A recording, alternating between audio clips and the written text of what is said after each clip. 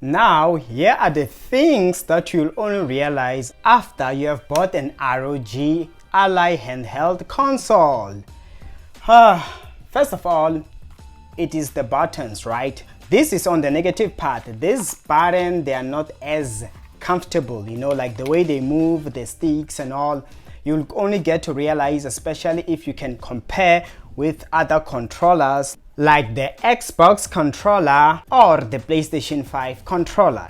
As you can see these sticks, they are so comfortable. You can tell the difference when you're moving them and all these things. So with an ROG Ally, they seem to be way too loose, you know, but of course there is getting used to it, so no complaints about it that much. And also with the ROG Ally X, it is being reported that they have been improved. Now they feel good, so yeah. But as far as the standard ROG Ally is concerned, these things are loose. Then secondly, let's talk about the battery. Yes, you will realize once you get your hands on the battery on how bad it really is. It is so bad to an extent where maximum hours is just an hour. Come on, let's just give it an hour, especially if it's running at 15 watts and if it is running at 25 watts, which is a max. I think even 30 minutes doesn't last, because each time I take my ROG Ally to 25 watts, my battery just drains like it is drinking alcohol, honestly speaking. Maybe if it was to scale it down to 10 watts, come on, like it even lags. I doubt that it is even 30 frames per second. So 30 watts, hardly will people even use it. So at the end of the day, when it comes to battery, the ROG Ally is bad. But of course, with the ROG Ally X, it is being reported that the battery has been improved drastically. So no serious worries. And what I hate about this Ally is that it's not any power bank that can just charge it and you play and it lasts for hours. So that's what really annoys me about the standard ROG Ally. And the third thing is the memory card.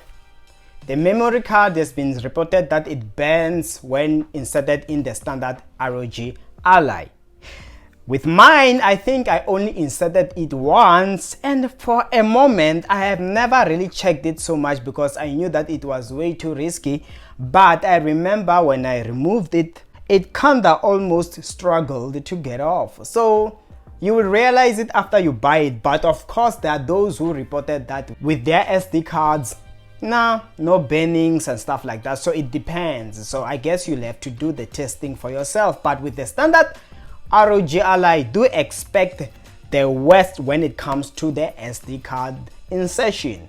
Fortunately, mine is 500 gigs, so I don't really need it at the end of the day. And with the ROG Ally X, the SD card slot has been moved to the bottom of the Ally, you know, so that's sorted at the end of the day. And the fourth thing is about the ROG Ally is the screen quality.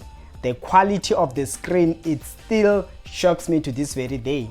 Maybe I'll compare it with the standard Steam Deck, I don't know, but it is good. It's not an OLED, but at the end of the day, the quality is good, you know? So you will realize it that it is nice and amazing. And then the fifth one is the speakers. Oh, you will realize that the speakers are in another level.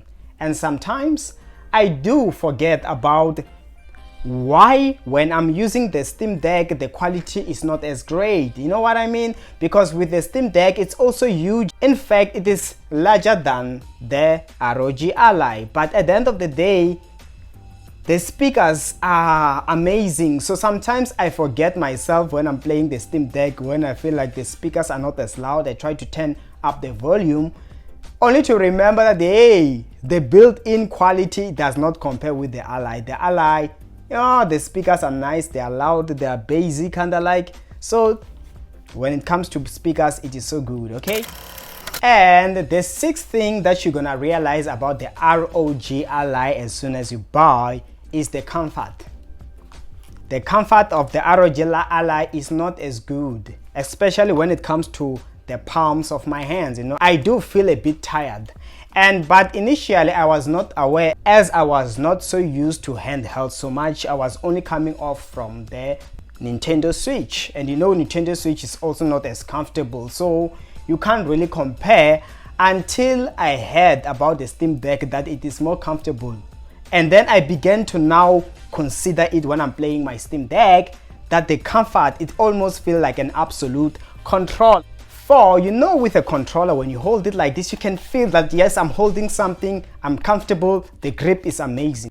So the Steam Deck has that comfort, but with the ROG Ally, you can feel that something is missing here, which can also include the buttons. They are not as, you know what I mean, but with the Steam Deck, it is good. And the seventh thing that you realize about the ROG Ally is Windows, how annoying it can be. First of all, when I saw it on the reviews and all, I never saw how terrible Windows can be on an ROG Ally. The moment I began to play, I've gotten to notice that hey, sometimes you might be like in a hurry to play a game where you are looking forward, and next thing Windows is prolonging, it's loading, maybe the screen doesn't open. That's when I began to compare with consoles or Steam Deck, which the moment you press play, it takes you straight to the game. That's when I could see that the Windows sometimes can be annoying. So whenever you're about to play your game, you will notice that Windows is not really an ideal place to. So that is something you realize the moment you buy the ROG Ally, as well as if you are opening it up for the first time.